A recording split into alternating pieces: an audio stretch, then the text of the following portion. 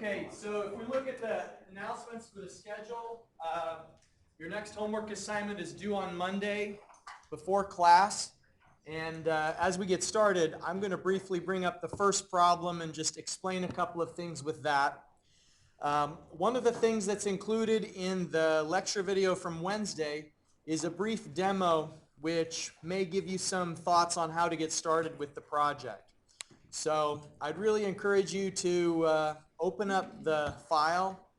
And one of the things that I mentioned during that demo that I'm giving is that the spots where I've just put a tick mark, I think it would be better if you replace that with a 0.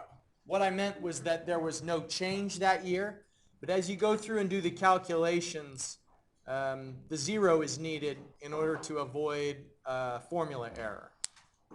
So there's other helpful hints besides that in the video from Wednesday, so I hope that it's useful to you. What we're going to do today is a comparison of the internal rate of return versus external rate of return, and then also start talking about increments. And so before that, let's just look at the first problem from the assignment that's due on Monday. And this goes to the idea that when they advertise a lottery, like the pool of money, it's actually a little bit deceptive the way that they advertise that. Because if they say that the pot that's available is $70 million, it's only $70 million if you take the payout over time. If you wanted a lump sum amount, then the lump sum amount is typically quite a bit less than the number of dollars they're willing to pay out to you over time. So in this problem, we just hypothetically assume that you've won the so-called $70 million, but what it really amounts to is the option of either a lump sum payment today of $50 million or a payout of $70 million over time. So, and actually that doesn't add up to 70, right? 3 million times, it would be $60 million today, I think, because I say it is $3 million each year paid out over 20 payments. So I'm just now noticing a mistake. So you won $60 million, so-called $60 million. The point is that the amount that you can take at time 0 is $50 million. Or you can give the state $50 million, and instead what they'll do is they'll give you $3 million today, $3 million next year, $3 million the year after that, so that there's 20 even payments of $3 million each over the course of 20 payments. Today plus 19 years into the future. So what I'm asking you to do is weigh that option. You know, if you forego a lump sum of $50 million today and you only actually take $3 million today, then it's kind of like you have an outflow of $47 million at time 0, but then what you'll have coming to you across 19 years in the future is $3 million each year. So basically when we're doing that problem, we're just finding the yield value, the percent value for option B. Okay. Calculate the internal rate of return. Yeah. Okay, sorry for the typo on that. I was playing around with the numbers because I wanted the yield to be a little bit higher than it was when I first got started. So it's $50 million today or 20 total payments of $3 million each year. And remember that the first payment's now, then the next payment would be in year 1, the following would be year 2, and so it only goes through 19 years because you're taking a payment now. So that's total of 20 payments, but 19 of them are in the future. So those are your two options. Take $50 million today, or take $50 million today, give it back to them, and then get 20 payments of $3 million. Now, the interest rate would be 4.5% on that, right? On the yield problem. No. Oftentimes in problems and homework assignments and in the real world, you'll get data that doesn't necessarily need to be used in the problem. So here, the data that you're going to take the money and put it into treasury bills that yield 4.5%, I mean, that's interesting, but you don't actually need that data to calculate the internal rate of return. So that entire part's just, okay. I mean, you could use it to maybe help guide which decision you choose. Like if you know that the $50 million today, you actually could put it somewhere that has a pretty good rate of return, that would, I don't actually ask you to choose which one to do in the problem statement. I'm just asking you to calculate the yield for part B. Are there other questions before we move on? Okay. On Monday, I think I told you that the external rate of return is something that historically I've seen students struggle with because there are several steps in that process. And what you'll remember is that the heart of that process is that you're taking all of the outflows and discounting them to the present.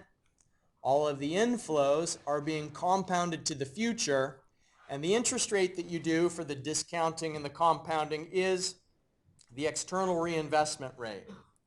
And then as the final step, you're taking the aggregated future values and discounting them at some unknown external rate of return until the magnitude of the outflows and the inflows are equal. And that's where you're doing a goal seek, and you're constantly changing around the initial guess value of the external rate of return until the inflows and the outflows are equal. So that is the process, but I think it's valuable to get some additional practice with that process. So I'm going to hand out this in-class exercise, and in the first part of class, what we're going to do is I've got a cash flow sequence here, and I'd like you to calculate the internal rate of return and also the external rate of return. And it's pretty interesting how dramatically different the two are. The internal rate of return is very different from the external rate of return, and the difference is because in the external rate of return, all the profits that are generated are compounding at only 4.75%, whereas what you'll remember from the internal rate of return, the assumption is that the profits compound at the same rate that they're generated. So there's two different compounding rates, and in the end, that brings the external rate of return to be quite a bit lower than the internal. So I can see some of you are already typing the cash flow diagrams into Excel. That's good. I also have a handout for you. Let me give you that.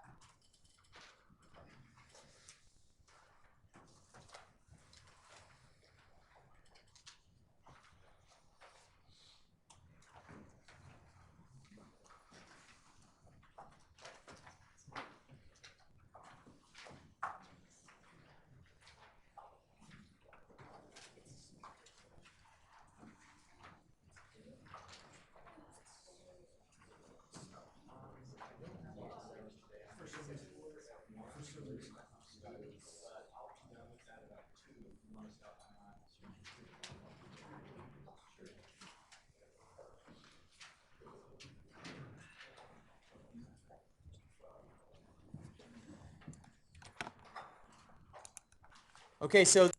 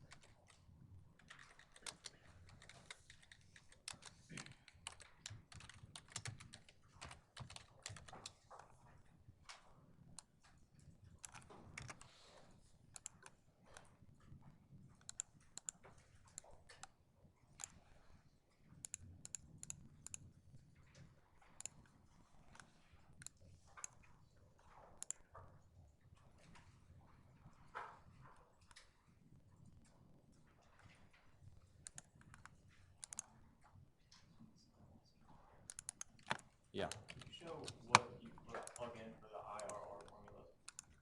just the values. Just the, okay. Yep, just the range of values. The IRR function kind of goes through that process of automatically balancing the inflows and the outflows. It finds what interest rate would bring equilibrium between the in and the out. So we've done it kind of a manually technique, but you can also just do equals IRR and then the values in order. So just the net inflow or outflow and the IRR function.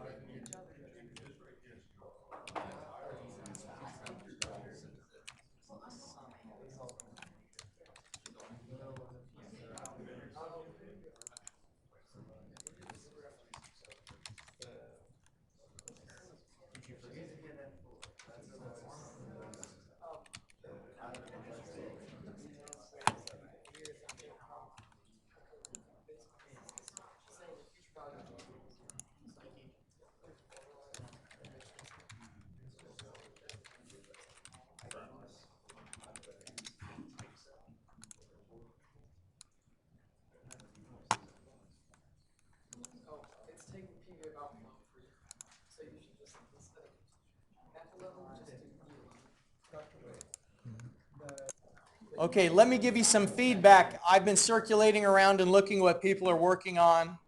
So I got a good question, and that is, with this ERR table, could you calculate the internal rate of return the way it's set up here? And I don't think you could, not using the IRR function, because the IRR function is going to be looking for the values to be in a single column, and it's also going to be looking for the outflows to be minus. And here, by definition, I'm putting the magnitudes of the amount, but because I'm already calling this an outflow column, I'm not putting a separate negative sign for the outflows. And so I did the IRR on a completely separate workbook page. You could have it on the same page, but I think for the internal rate of return, it's easiest if you just have one column of the years, one column of the amounts, and then use the IRR function on that input data of the amounts. So the internal rate of return would be 31.28%. And what's the assumption of internal rate of return? It's greater than the modern type of project. Well, that's how we would make a decision. But what about the assumption? The internal rate of return is assuming that the profits are reinvested back into the project. And so if it's a savings account, that's easy to do. Just leave the interest in there and you'll start receiving compound interest. But certain investment opportunities do not allow for reinvestment. The profits have to be taken and put somewhere else. So if you could reinvest the profits, then your rate of return would be 31.28%, which is spectacular. I'd love that. I'd love it even when we calculate the external rate of return. Okay, so a couple of notes about the cash flow diagram. Even though the years on the diagram show up through year 14, the future that we care about is year 11, because that's the last year that any money inflow or outflow occurs. And so, you know, the lifespan of the universe may extend beyond our project, but all we care about is when money is coming in or out. So for our purposes, the study period is 11 years. So there's a column of the outflows, there's a column of the inflows, and then what we're going to do is find the present value of the outflows, the future value of the inflows, and the interest rate that we use for the compounding and the discounting is the given external reinvestment rate.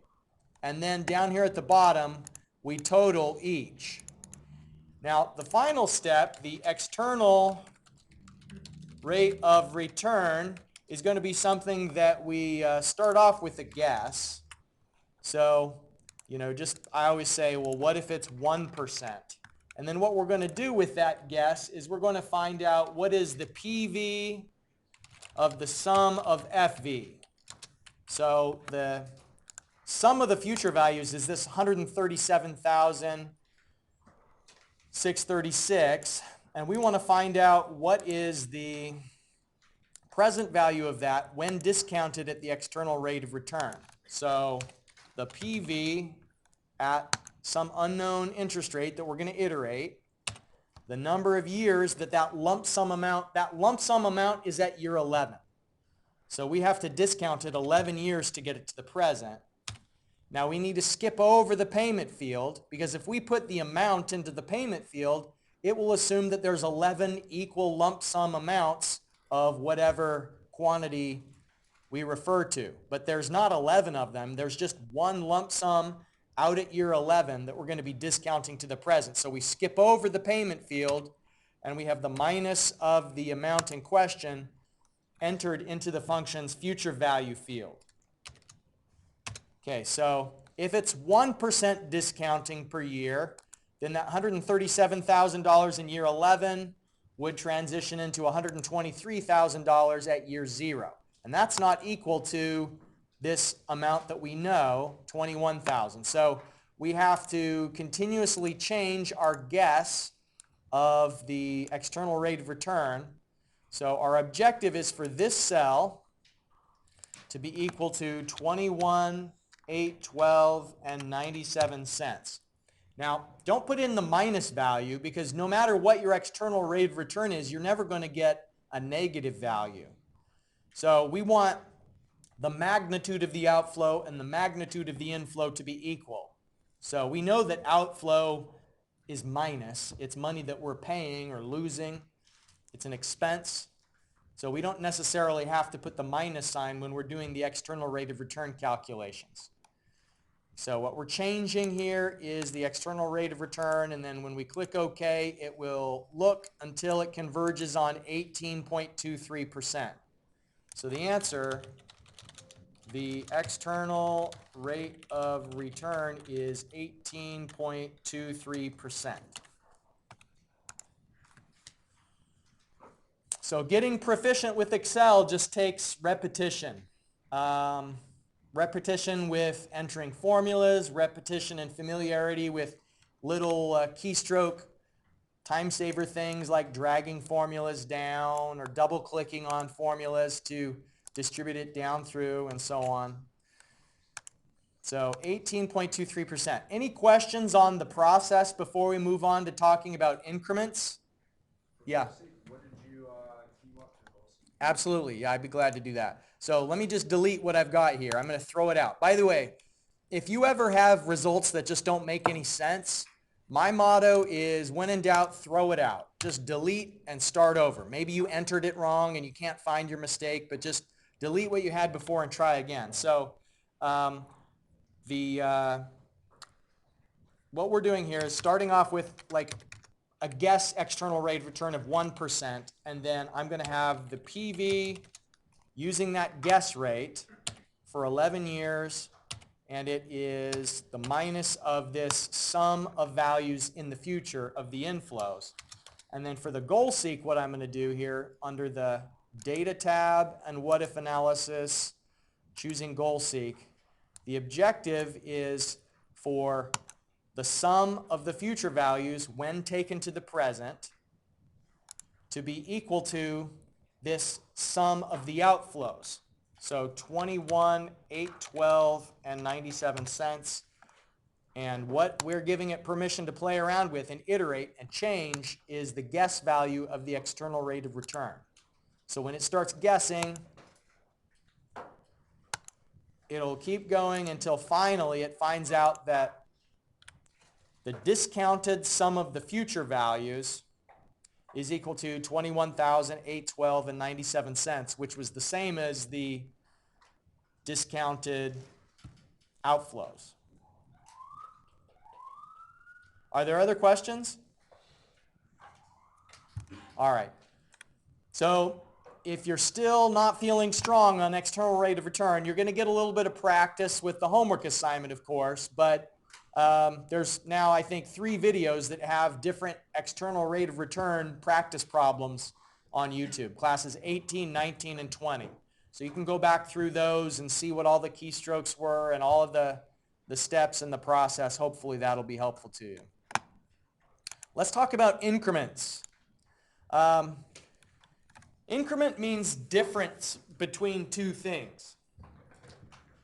Let's say that we had 2 options, option A and option B. And what we know is that option B is more expensive as an initial cost because it costs $60,000, whereas option A costs $40,000. And then another difference between these 2 alternatives is that it looks like the operational expenses associated with option B are lower. It only costs $19,000 each year to operate versus $25,000 a year for option A. And then option B also has slightly higher residual value at the end of its useful life when we dispose of the asset and take a salvage value. So on Monday, we're going to be doing a type of analysis called incremental rate of return. And it's one of the ways that you can find out whether it's worthwhile to purchase more expensive equipment is by determining the rate of return on the increment. And so before we get to that on Monday, today what we're going to do is just practice calculating increments. And so if we wanted to do an incremental assessment of these 2 options, then what we do is just subtract the larger expense in terms of the first cost from the less expensive option in terms of the first cost. So the incremental cash flow would be the more expensive alternative minus the less expensive alternative. And so the difference between the 2 is often what you're comparing. Like when 2 options have a lot of similarities, you can throw away the analysis where you're comparing all the similarities, because if they're the same in all these different ways, you don't need to look at the ways that they're the same. You need to focus on the differences to understand which alternative should be selected. So here we're focusing on the differences in costs. And so the value or the magnitude of the increment is $20,000.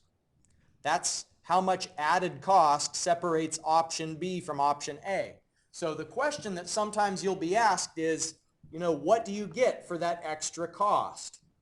in the difference between B and A, what you're getting is a savings of $6,000 a year in operations expenses. And so if you're looking at this in terms of a money in your pocket, a reduction in costs that you'd otherwise have to pay is itself an inflow. So by paying one-time lump sum of $20,000, you save $6,000 each year. Now in this option, I don't think we've been told how long it lasts. So if the equipment only lasts for 2 years or 3 years, it's probably not going to be worth the extra expense. But if it lasts for a decade or even longer, then it could very well be worth our additional investment at time zero to have this equipment that's both more durable and also has a greater salvage value at the end of its useful life. So the important thing, though, is that when you're setting this up in Excel, you put the cheapest option on the left and you order your options in terms of cheapest on the left, then incrementally more expensive. And you may have more than 2 options. There could be 3, 4, 5, 6. Just sort them in order of cheapest and then increasingly more expensive in terms of the initial outlay required to get the equipment. And then the incremental analysis is you're just subtracting one from the other. So any questions about this notion of incremental cost? Okay, so the second thing that's on your in-class exercise paper, part 2 on the back side, is a problem where I'm going to ask you to make 2 comparisons. Compare option B and option A, and then compare option C and option A. And so what you should do is calculate in the same way that was summarized here, where you're just having the more expensive minus the less expensive, find the value of the increment for B minus A and C minus A.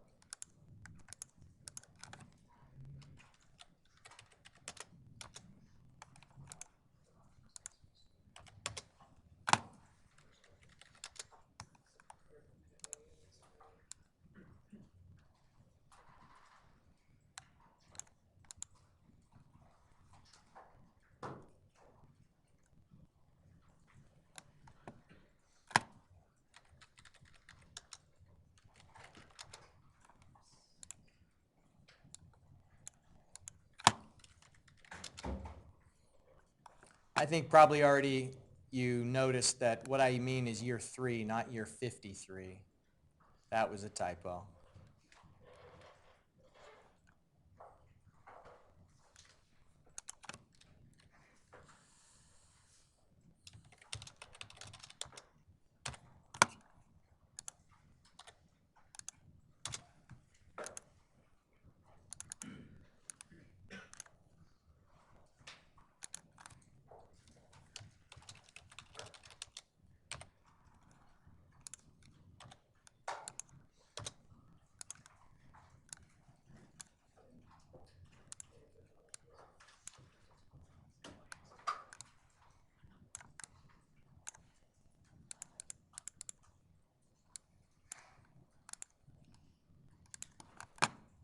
I think is on track to calculate the increment.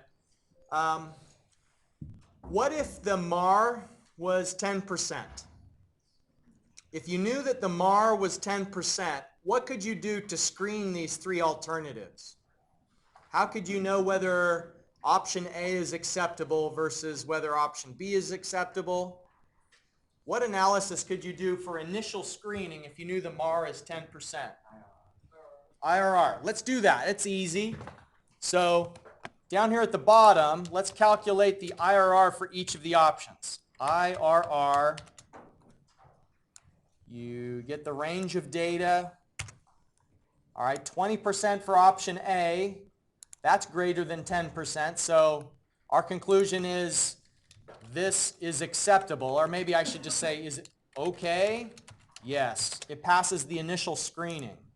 What about, now by the way, in the same way that you can drag formulas down, you can also drag them to the side. So see this little green box at the bottom here where I typed in the IRR formula? I can just drag it sideways and it'll do the same IRR function for the data that's above it. The IRR of option B is 4.1%. Does it pass the initial screening if the MAR is 10%? No. Option B is no good. All right. What about option C? 13.3%. Yes, that passes the initial screening. So on Monday, what we're going to do is start off with an initial screening of the options, and then we'll do incremental comparisons of the options that we find are acceptable. So when you're doing an incremental analysis, if you already know that option B is not suitable, then there's no reason to do any further analysis. So here, where I started off with like B versus A, I mean, it's easy enough to do, but I've already rejected option B because of this. So really, the only incremental comparison that I'd need to do in an incremental analysis is option C versus option A. So that's what we're going to pick up on when we get started on Monday. Just as a couple of reminders, remember that over the weekend you've got homework 7 on your plate. That's due before class on Monday. And then I'd encourage you to try and chip away at the project. Make steady progress on that. And if you're following along in the book, these topics that we're talking about now are in chapter 8 of the textbook. So I'd encourage you to look through that. I'll see you on Monday.